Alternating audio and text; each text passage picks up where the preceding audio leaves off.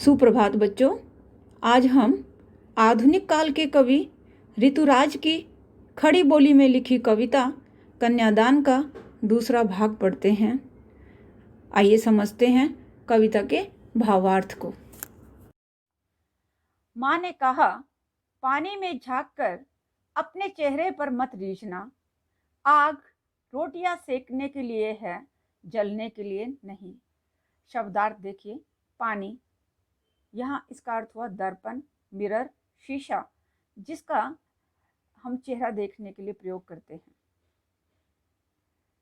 पानी व आग बच्चों जीवन देने वाले भी हैं व लेने वाले भी। माँ की सीख इन पंक्तियों से शुरू होती है। माँ स्त्री की कमजोरियों को जानती है, इसलिए वह अपनी बेटी को कहती है कि हे बेटी, पानी में झांककर अपने चेहरे पर मत रीझना। दर्पण में अपने चेहरे को देखकर मत रीझना, अर्थात अपनी सुंदरता पर मत इतराना कि मैं ही सबसे सुंदर हूँ। आग रोटियां सेकने के लिए है, जलने के लिए नहीं। सेकना और जलना दो शब्द है बच्चों। यहाँ एक में आग का सदुपयोग बताया है और दूसरे में दुरुपयोग। आग का सदुपयोग केवल रोटियां सेकने के लिए करना। कभी भी ससुराल वालों द्वारा दी गई किसी भी प्रताड़ना से इतना क्रोधित मत होना कि तुम्हें उसी रोटियां सेकने वाली आग में अपने आप को जलाना पड़े। वस्त्र व आभूषण शाब्दिक भ्रमों की तरह बंधन है स्त्री जीवन के। शाब्दिक भ्रम, शब्दों का भ्रम, शब्द प्लस में इक प्रत्यय। शाब्दिक भ्रम का यहाँ अर्थ हुआ बच्चों शब्दों का ऐसा जाल जिसमें मनुष्य उलझकर रह जाता है।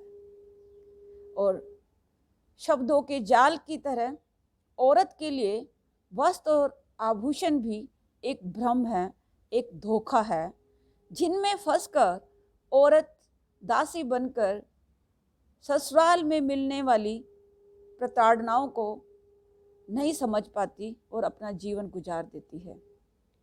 इसलिए माँ कहती है, ससुराल में अपने आप को वस्त्र और आभूषण पहन करके सजावटी वस्तु मत बनाना। माँ ने कहा, लड़की होना पर लड़की जैसी दिखाई मत देना। बेटा, इन दोनों पंक्तियों में विरोधाभास अलंकार है। पूरी कविता की भाषा अत्यंत सरल है और खड़ी बोली में ये कविता लिखी गई है। अब देखिए, पहली पंक्ति का अर्थ देखते हैं। माँ ने कहा लड़की होना। लड़की होने का अर्थ है लड़की में होने वाले सभी गुण होना। कौन से गुण? सहनशीलता, नम्रता, कर्तव्यपरायणता, दूसरों का सम्मान करना आदि। तुम अपने अंदर इन गुणों को संजो कर रखना, पर लड़की जैसी दिखाई मत देना। हर बार बेटा ये लाइन एग्जाम में आपसे 2 नंबर की पूछी जाती है कि इसका भाव क्या है, कवि क्या कहना चाहता है इस लाइन में, इस पंक्ति में। लड़की जैसी दिखाई मत देना का अर्थ हुआ कि शोषण के विरुद्ध आवाज उठाना।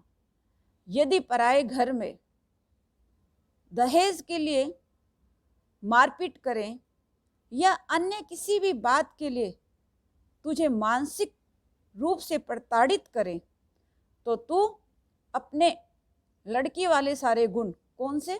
सहनशीलता, नम्रता, दूसरों का सम्मान करना आदि, सभी गुणों को छोड़कर अपने ऊपर होने वाले अत्याचारों का मुकाबला करना।